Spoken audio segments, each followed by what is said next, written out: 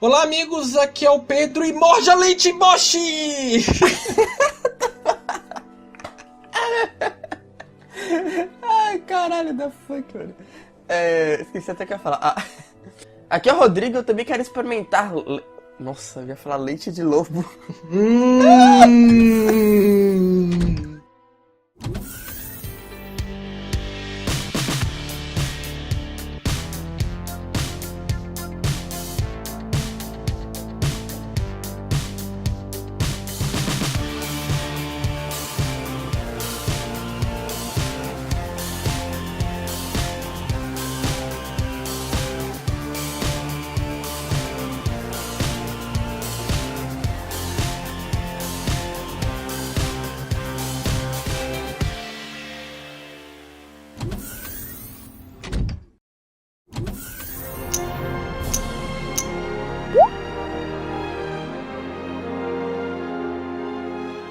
Mononoke vai se passar em um Japão feudal com uma certa credibilidade com espíritos e afins.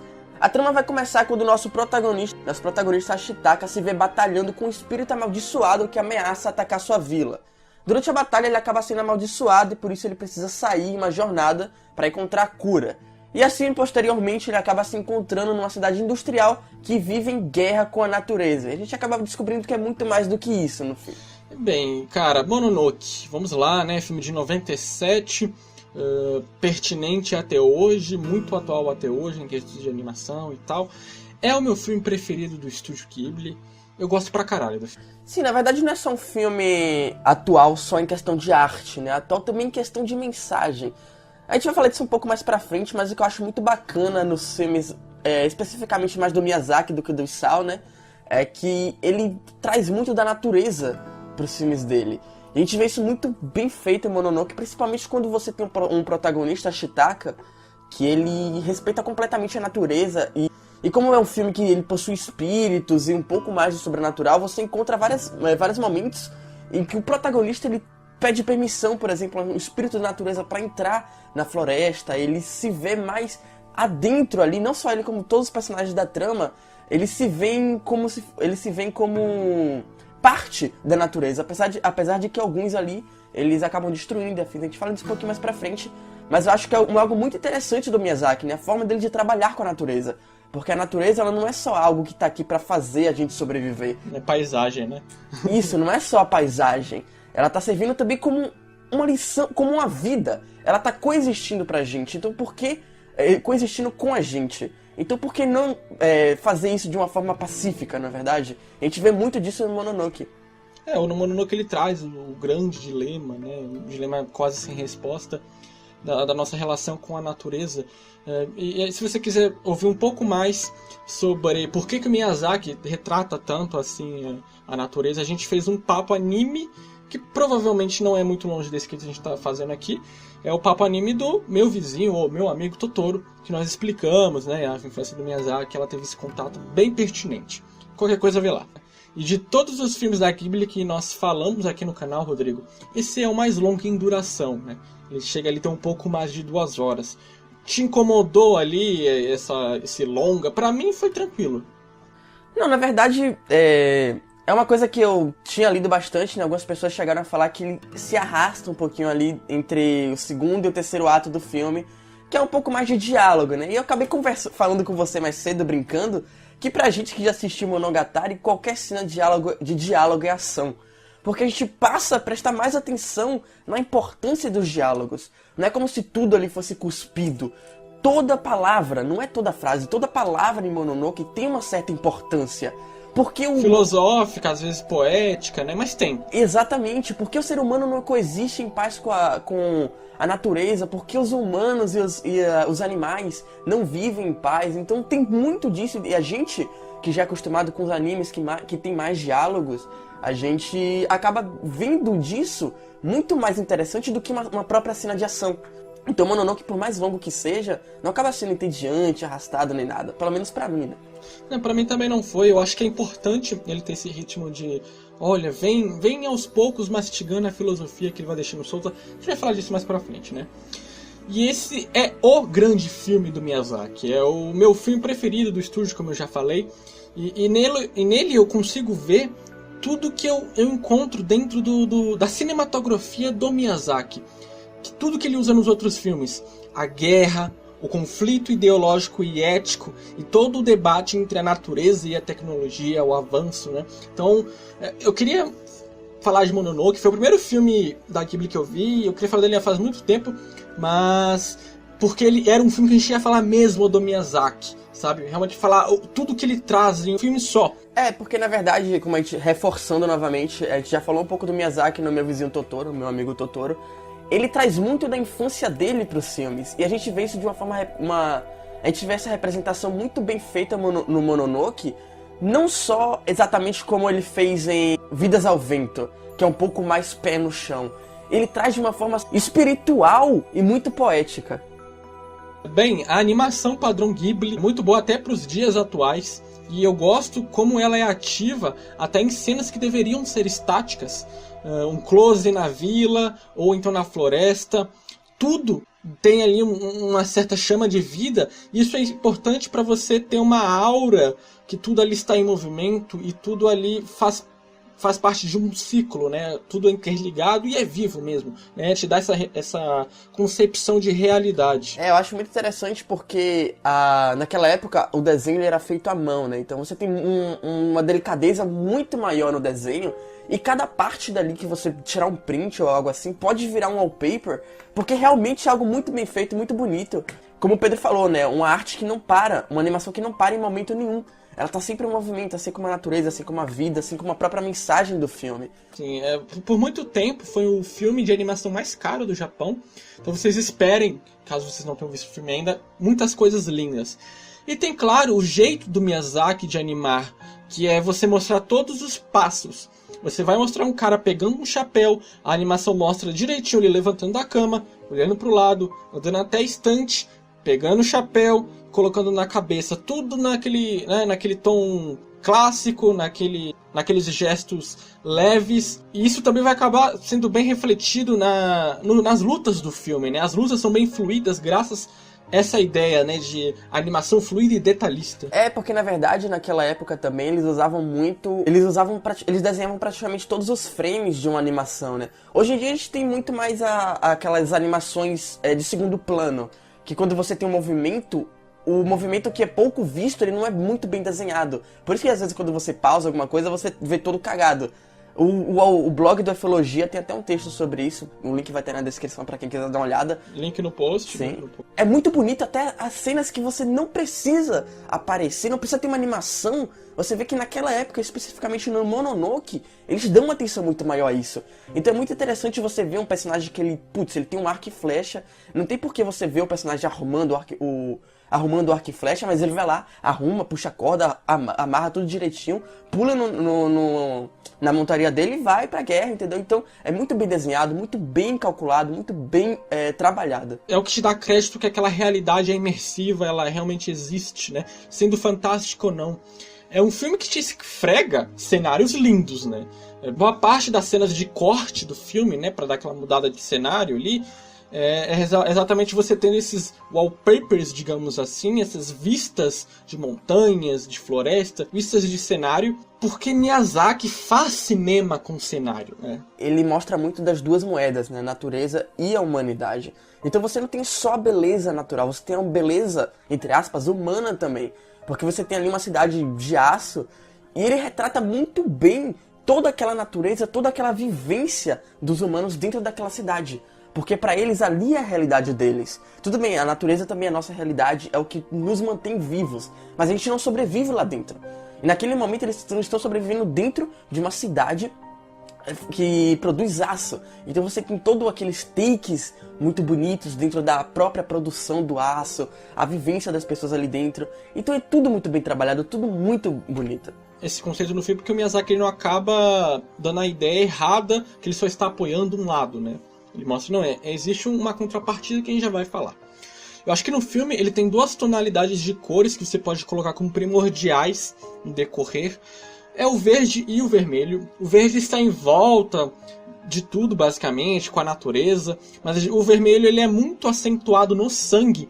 Apesar de aparecer um número menor de vezes, quando ele vem, aparece bem nas cenas de agressão, dor, e a mistura desses dois momentos é exatamente o clímax do filme, que é bem lá na frente, o verde, a natureza, o sangue, da dor, do sofrimento, que a natureza também está sentindo naquela passagem, né? É através das cores que o Miyazaki expressa o sentimento da natureza, já que ele não pode colocar um personagem físico para isso, por mais que tenha, né? Que é o espírito da floresta. Essa questão da violência e serenidade é a pauta do filme, a serenidade da natureza em contrapartida com a agressividade dos seres humanos, em destruir ela, no caso. No outro ato do filme é o ódio da natureza pelo homem que vai atrás da serenidade dele. É uma contrapartida de plantar e colher que o filme mostra. Você ajuda a natureza te ajuda. Você tira da natureza, a natureza tira de você. Bem parecido com o Meu Vizinho Totoro, né? Ele mostra um pouquinho nisso aí. Então, realmente, ao longo dos primeiros atos ali do filme, você vê que existe uma imponência de respeito à natureza, né? E que os seres humanos estão ultrapassando essa imponência. A trilha sonora do Mononoke é algo fantástico e cabe perfeitamente na mensagem do anime. Porque você tem uma trilha sonora que ela mescla muito bem os momentos, não só de ação, como também de drama. Porque você tem todo um cuidado em mostrar exatamente os momentos em que você, os humanos estão atacando a natureza, a trilha sonora precisa ser mais, sabe, tocante, algo mais bonito e afins. Sim, é composta pelo cara que sempre faz a trilha sonora dos filmes do Ghibli, e a gente não tem o que criticar, é realmente excepcional. Ele dá uma misturada de épico, como o Rodrigo diz, acentuando bem dentro dos momentos de drama.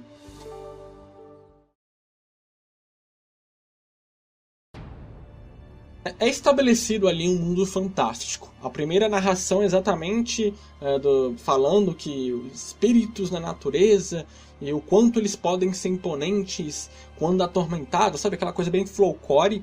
E depois já mostra a cena do javali e o protagonista montado ali naquele espécie de antílope dele, não sei o que é aquilo. Tudo isso já te mostra ali no começo a imersão de fantástico, de surreal que a coisa vai te trazer. Porque é um porco que está sendo manipulado por um espírito e um moleque com uma flecha, né, subindo, galho, não sei o que. Toda a característica do Miyazaki está ali. Essa imersão da cena inicial é muito efetiva pela própria tensão que a cena tem. É uma espécie de perseguição. Ela gira na ambientação toda do filme, como a gente já falou, né, natureza, guerra, vila e tal, que tem como tom o Japão feudal com elementos fantásticos e únicos ali, sendo a natureza ali um grande desconhecido a ser olhado, como a gente já também falou. O grande conflito, digamos, do filme é o debate ético entre a humanidade e a natureza, o quanto a tecnologia, o quanto o homem evoluir pela tecnologia pode bater na natureza. É engraçado, cara, porque o homem é a mais insana das espécies. Ele adora um deus invisível e destrói a natureza visível, né, naquela espécie de culto. Isso é engraçado porque na obra, as pessoas, sem saber que essa natureza que ela está destruindo é um deus de certa forma, né, eles meio que adotam ali como espírito da natureza, é uma divindade mesmo. Sabe, é sarcástico, ao mesmo tempo que é adorado uma certa divindade. O filme não explora isso, óbvio, né, é algo bem mais acentuado. Mas assim, existe uma adoração a algo maior, só que o que é invisível é, claro, muito bem amado, mas o que é visível eles destroem, queimam. Cara, é bem aprofundada essa questão da ética, né? Sim, eu acho algo muito acentuado no Mononoke, é a ganância humana, né? Porque em todo momento você tem uma rainha, você tem a rainha Eboshi querendo ser a deusa do mundo, a que vai controlar o mundo, e para isso ela precisa de certa forma passar por cima da natureza. Então naquele momento você vê uma mulher que ela quer chegar ao patamar de um deus, e para isso ela vai literalmente matar o deus da floresta. Então em todo momento ela chega e fala, não, a gente não tá matando ninguém, a gente tá matando só a floresta. Mas putz, a floresta é a própria humanidade, né? É o próprio deus até, né? Se separar pra pensar. Exatamente, então o filme do Mononoke, acima de tudo, é sobre a ganância humana. E você vê que ela não para em momento nenhum, nem mesmo quando tudo está sendo destruído. Eles param pra pensar, fiz besteira. Não, eles continuam correndo atrás daquilo. Porque a ganância humana é algo que nunca vai ser superado. E se superado, ela supera mais ainda. A gente vê isso em vários animes, até no próprio Hunter x Hunter. Isso na visão do Miyazaki, né? A gente não tá falando que isso é a nossa opinião sobre o tema. Na visão do autor, essa é a ideia. E não é que a natureza e o homem podem coexistir. É que tudo que está ali é natureza e o homem só está lá, entendeu? É necessário que ele faça o mínimo de estragos em tudo. A natureza é conveniente para com o homem desde que ele esteja existindo como parte de um sistema natural, como é com os javalis, os lobos e as outras espécies. A partir do momento que ele sai dessa esfera e passa a destruir todas as espécies, por luxúria principalmente, porque você destruir a floresta, porque você... Beleza, não é que é por luxúria, né? É avanço tecnológico. Mas a partir do momento que essa pessoa que está encabeçada desse avanço tecnológico está atrás de luxúria, que no caso é poder, né? Acabar com o habitat por futilidade e até ameaçar os espíritos da floresta por ambição, isso é sair da esfera natural do homem, que a natureza espera que ele faça, né? Então a questão aí, acho que existe uma grande divisão. Eu sei que muita gente não vai concordar comigo, mas eu acho que existe um ponto onde o ser humano ele pode evoluir tecnologicamente, coexistir com a natureza, tá? Não, é um debate ético que o filme fala. E outra coisa é esse avanço tecnológico existir por futilidade, por guerra, por nada, assim. A gente sabe que muitas guerras trouxeram vários avanços tecnológicos, sim, mas dando atenção àquele núcleo, aquele mundinho do filme, é simplesmente por futilidade, né? Ela tá criando armas, ela tá querendo ir até lá para pegar armas, entendeu? Não é um avanço tecnológico geral que a gente tá vendo ali. E a gente vê que várias civilizações antigas, nos primórdios, né, os animais eram deuses, ou então entidades naturais mesmo. Então a pessoa já olhava a tempestade e via, olha, isso aqui é ligado a um deus tal, né? Os gregos eram famosos pelos Zeus, não sei o que. Os egípcios tinham realmente caricaturas animais. Tudo para tentar explicar aquele mundo que rodeava eles. E o Miyazaki embarca nessa mitologia dentro da fantasia, onde a natureza não é apenas uma entidade quase que divina, mas ela é tudo que cobra a existência de todas as espécies, né? Bem, cara, é uma visão do autor que eu acho do caralho, assim. Sim, eu acho muito interessante porque durante o filme inteiro eles deixam muito claro que toda a parte da floresta que eles destroem, eles não replantam. E é isso que traz o maior descontentamento dos animais com os humanos. Porque a partir do momento que você destrói a floresta, você pode não estar matando diretamente os animais, mas você está destruindo o habitat deles, que logo em seguida, a longo prazo, vai matar eles. Então é assim que a resposta da natureza vem, né? A longo prazo também. A gente vai falar isso um pouquinho mais pra frente na área de spoilers. Mas é muito interessante porque você vê que a todo momento ela tá correndo atrás da ganância, atrás da luxúria. E a natureza ela vem respondendo da mesma forma. Exatamente, meio que, né? Existe uma diferença ali no filme que o Rodrigo chegou em um consenso, que a natureza é uma coisa, os animais que vivem nela são outra. Eles têm ambições diferentes, assim como os humanos, teoricamente, são animais vivendo na natureza, né? E acho que é legal que a primeira divisão do filme é exatamente mostrar que existe humanos diferentes, né? E entra o nosso protagonista, que eu gosto muito, como você estava falando, né? Do respeito que eles têm à natureza, que tem aquele momento do filme que ele passa a te mostrar que a natureza é magnífica, como ela é bela, né? A forma de você tentar entrar em carisma com os humanos é exatamente o avanço tecnológico e a comédia. Você tentar gostar dos seres humanos pelo fator social. Já a natureza, o Miyazaki, ele tenta fazer com que você goste dela pelo fator emocional, né? Aquela tristeza de tudo aquilo tá acabando, e pelo fator visual, de você amar aquilo tudo. E esse respeito, essa magnitude é bem mostrado lá no final, no começo do filme, como o Rodrigo tinha falado do javali, né? Que eles criam um túmulo, falam, olha, a gente vai rezar pra vocês sempre. Então, é muito, cara, o Miyazaki é foda, simplesmente isso, né? E ainda assim, parece meio utópico a gente falando aqui, mas o filme mostra o lado dos humanos e que a maldade e a ambição não são os únicos sentimentos que rodeiam os humanos.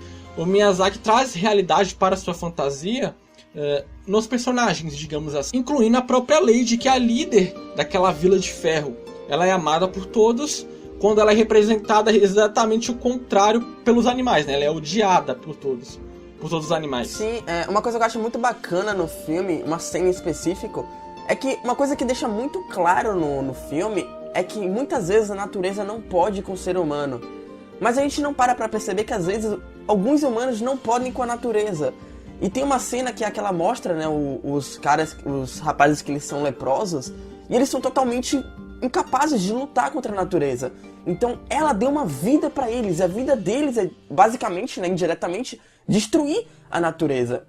Então você também tem um lado dos humanos. Onde aqueles leprosos estariam se eles não estivessem destruindo a natureza, né? Eles estariam, sei lá, em qualquer canto. Onde aquelas meninas, né, que elas todas eram... De um bordel, né? De prostitutas, enfim. Então, elas estariam em cidade se prostituindo e elas preferem estar lá trabalhando no ferro e tal, duro. Isso é muito interessante também como elas deixam isso muito claro durante o filme. Ah, putz, isso aqui é muito melhor que bordel, é muito melhor do que ficar se prostituindo por aí. Putz, eu tô trabalhando, eu tô produzindo algo, entendeu? Então, o filme, ele consegue mesclar muito bem a natureza é importante, mas os humanos também precisam da importância deles pessoal. Eles precisam disso pra sobreviver. Eles precisam avançar, né? A crítica do filme é a que custo esse avanço e quem tá encabeçando esse avanço, né? Exatamente. E aí, cara, a gente entra até na própria vilã, ela não... Em vilã, entre aspas, né? Porque exalta exatamente isso que o Rodrigo falou. Ela pode ser uma vilã, até pra quem vê a história, assim, putz, ela tá destruindo a natureza pra fabricar armas e supostamente dominar o mundo, né? A ambição dela, mas ela deu a chance pra aquelas pessoas, né? Tanto é que aquelas pessoas amam ela. Ela deu vida às pessoas, ela é a natureza das pessoas, praticamente. Exato. Por isso que é um debate ético e não lógico, entendeu? Porque é um pouco hipócrita eu e o Rodrigo a gente falar todo esse discurso, sim, Miyazaki fez da natureza, e o Miyazaki sabe disso. É hipócrita você só exaltar a natureza como obra, né, como algo a ser intocável e tal, a partir do momento que você está morando num lugar onde provavelmente há 100 anos atrás era só mato, sabe? Ou o seu saneamento básico destruiu, sei lá, a fauna desse lugar, sabe? E por isso que ele mostra bem o lado humano, a tecnologia humana avançar e tal. Bom, e agora a gente vai pros personagens, né? E como é de costume, eu vou começar pelo protagonista, que é o próprio Ashitaka, que é o primeiro personagem que a gente consegue ver ali perfeitamente no início do anime, do filme. E, cara, pra mim ele, assim... O que, apesar da San, né, ser entre aspas, a protagonista do filme, ele é o que rege a trama. Porque ele é o que tá entre os humanos e a natureza. Ele é o consciente dali. Então ele é o que vai reger toda aquela batalha, toda aquela guerra. Ele é o que vai ser o cara que vai entender o lado humano e o lado espiritual, o lado da natureza. E eu acho muito, muito interessante. Na verdade, eu acho isso interessante em qualquer obra, que é o amor à espiritualidade. A gente vê muito isso no Avatar, a Lenda de Aang, por exemplo. Que é quando você tem, por exemplo, espíritos de natureza, né? Que é algo que aparece muito no Mononoke. E ele vai entrar na natureza e ele fala, você poderia me dar licença para entrar no seu lar, na sua casa? O respeito, né? Isso. A magnitude. E, cara, isso em qualquer obra me compra de uma forma fantástica. Porque respeito é algo que compra qualquer coisa. Mesmo que você esteja errado, você ganha qualquer coisa. Então, o Ashitaka, ele tem muito disso. É tanto que ele consegue ganhar o respeito dos humanos, que sabe que ele, de certa forma, ele tá contra eles, e também ganhar respeito dos animais, que de certa forma sabe que ele também tá contra eles. Então, Ashitaka ali é o cara que vai literalmente levar o filme até o final. O Miyazaki, ele acentua bastante o poder da mulher nos filmes dele, né? Principalmente a mulher forte. Ele sempre gosta de trazer protagonistas femininas para obras dele, colocar como personagens fortes ali, seja emocionalmente ou fisicamente. No Mononoke é os dois, né? É engraçado porque ele levanta muito o poder da princesa, mas isso de forma alguma afeta a importância e até o carisma dos outros personagens. E é ele que fala, ele é o cara lúcido, digamos assim, né? Ele é que fala, não, gente, vamos respeitar a natureza, mas olha, não precisa destruir a humanidade, também não é assim, não vamos destruir tudo que eles conquistaram. E o filme sabe dissolver isso com os outros elementos. E é interessante esse conceito do Miyazaki trazer meninas fortes para os filmes dele. Eu já falei isso aqui em outros papos, já falei em Papo Hurro, Review e tal, que existem alguns diretores de animação japonesa, como o Mamoru Oshii, o Miyazaki, o próprio Isao, eles gostam de trabalhar exatamente com meninas e exaltar os sentimentos dela, porque existe ali pro público isso, né? Existe uma certa ideia errada do público, ou verdadeira, debatam isso nos comentários, que o espectador que está assistindo, ele parece se envolver mais com os sentimentos de uma personagem feminina, porque o homem tem muito aquela imagem forte. É o nosso exemplo. O homem, ele tem que ser aquele exemplo de homem que não é sentimental, né? Ou é apaixonado, ou ele é mega dramático de triste. Já uma mulher chorando, tentando uma autoridade, sendo líder e sendo desenvolvida de forma geral, te chama mais atenção para algo real do que um personagem homem padrãozão, né? O homem é aquele padrãozão, olha, blá, blá, blá. A gente vê isso no protagonista, padrãozão ali e tal, ele tem um discurso pronto. Agora, as 3 mulheres, digamos assim, que englobam ali o círculo, a Mononoke, a suposta vilã, que não é tão vilã, e a própria loba, elas têm essa personalidade de peitar, de chorar, de ser sentimental, de expressar o que elas sentem, né, na palavra. E isso, na concepção desses autores, emociona muito mais o público. E eu tenho que, pelo menos em parte, até que alguém me apresente um argumento muito bom, ao contrário, eu concordo. Eu nem pensava assim, agora que você falou, eu vou começar a pensar. Bom, a partir daqui a gente vai pra área de spoilers, então se você já assistiu o filme, continua com a gente. Caso você não tenha assistido ainda, pula pro tempo que vai estar aí na tela, que vai ser a nossa conclusão final do filme, beleza? Então, vamos lá.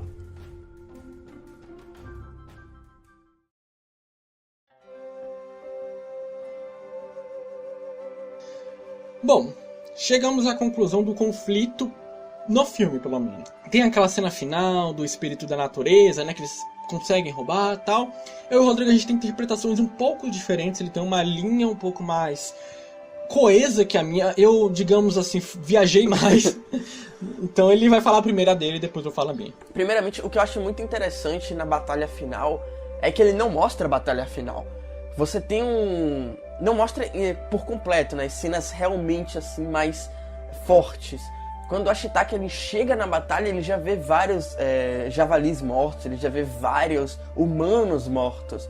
Então você vê naquele momento ali que o ápice do filme não é mostrar a batalha, é mostrar a mensagem. E é aí que a gente chega na cena final, que é quando o humano finalmente, literalmente mata a natureza.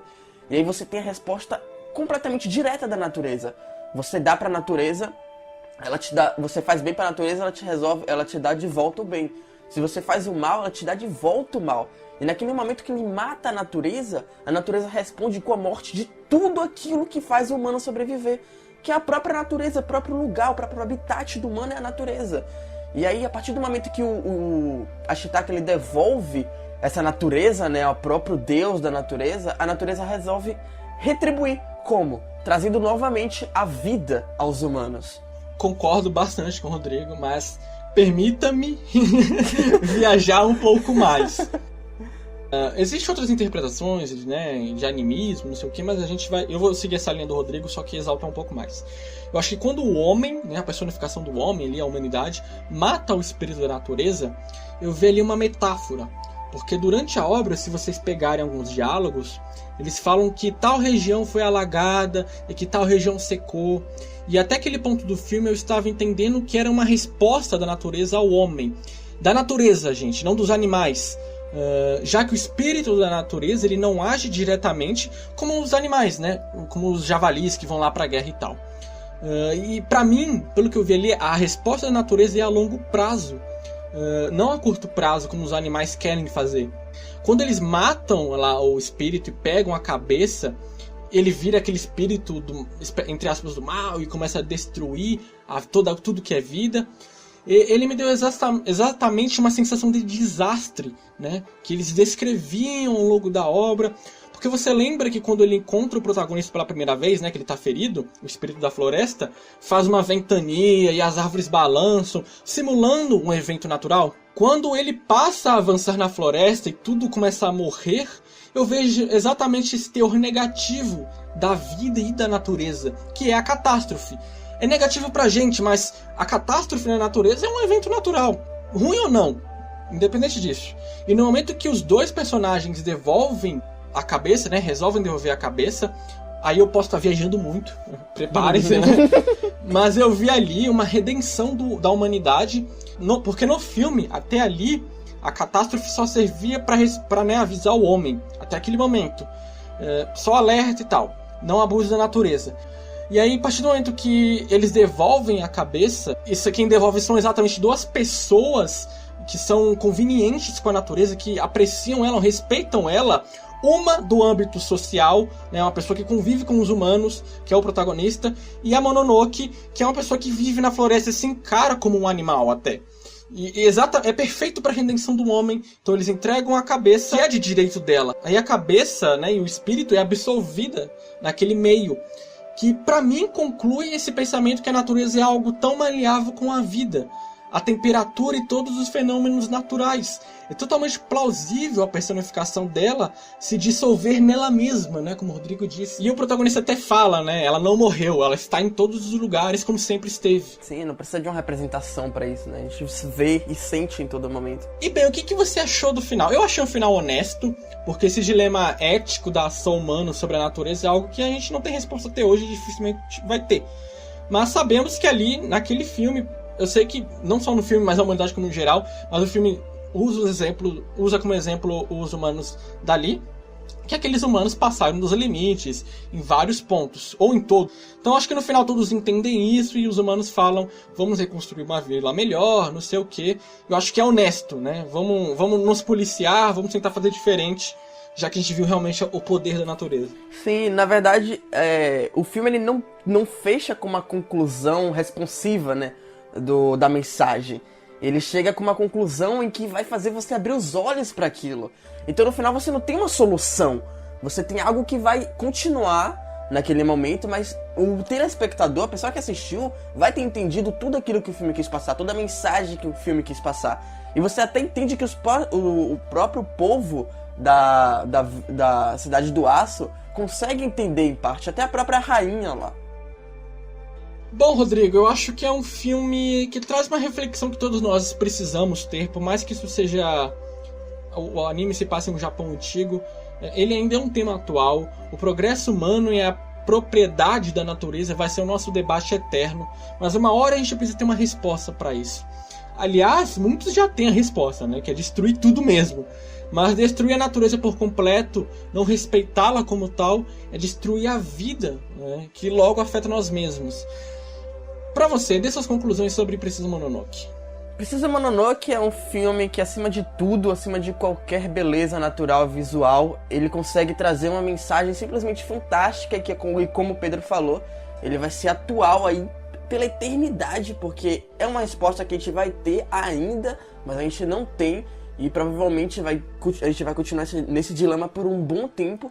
E Mononoke tá aí para mostrar pra gente que o ser humano e a natureza precisa chegar a uma coexistência. Não é um ser humano e uma raça vampírica que não tem como coexistir. É a natureza e o humano. Ambos precisam de um dos outros para sobreviver. A gente não troca oxigênio com as plantas. A gente não vive a partir da natureza. A natureza não vive a partir do nosso cultivo. Então a gente precisa arranjar um jeito de chegar a um ponto que a gente consiga viver em paz. E é isso que o Mononoke tenta trazer e mostrar pra gente. Enfim, coloque a sua opinião sobre esse tema entre a natureza e o homem. Queremos muito a sua opinião. Deixe também a sua opinião geral sobre o filme, claro, né? E sobre o papo, a gente pode ter falado asneira aqui. Deixe o seu joia e que essa é a forma de apoiar nosso trabalho, beleza? Até a próxima, tchau! Falou!